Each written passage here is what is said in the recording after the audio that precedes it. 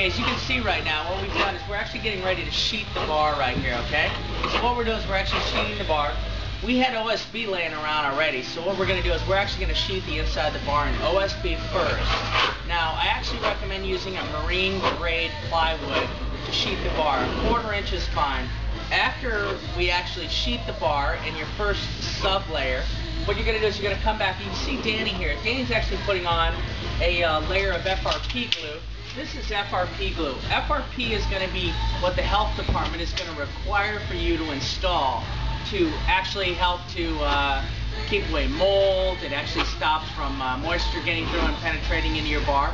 Now what he's going to do is he's actually putting this on first, and then we'll apply the FRP, and then once he gets that on, then we'll actually come back along on the bottom and we're going to put a cove base on the bottom. When we do the cove base, we're going to silicone the inside and the outside, and I'll show you that next. Okay, let's take a look where we're at so far right now. We've got the bar starting to put the FRP on. So you can see we've actually applied the FRP sheeting. While we're applying the FRP sheeting, we're going ahead and we're measuring out where our perforations come through.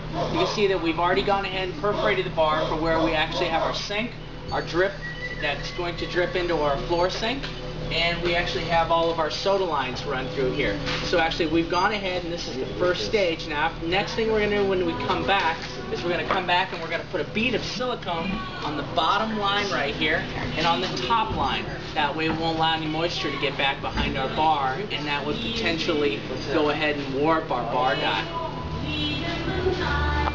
Okay, so at this part of actually putting in the back of our bar, you can see that Danny is laying down a thin bead of clear silicone behind the at the very base of where the FRP comes down to meet the VCT tile. Danny's actually coming in, he puts down a bead, and then he'll take his finger and come back, and he'll wipe the line to force the silicone underneath of the FRP. This helps to seal the bar. We're going to do this once on this, and then when we put down our cove base, we're going to do it again. I'll show you how. Okay, so let's take a look now. We're actually at the point where we're going to actually put down our bead of silicone. We're putting down a nice big bead of silicone. It's sitting out from the wall about 1/4 inch. Right now, Danny's already got his cove base prepared with his cove base glue. What he's going to do is he's going to slide it right up, and he's going to push it on. This is going to create a seal, a watertight seal between the cove base and the floor. So now what we're doing is we're actually waterproofing this bar up to 4 inches. This bar at one point should be able to fill up to 4 inches. It's never going to happen. It'll run out the walls first. It'll actually run into the kitchen. But the key to this is actually to make sure that your bar is silicone and sealed against any water leakage.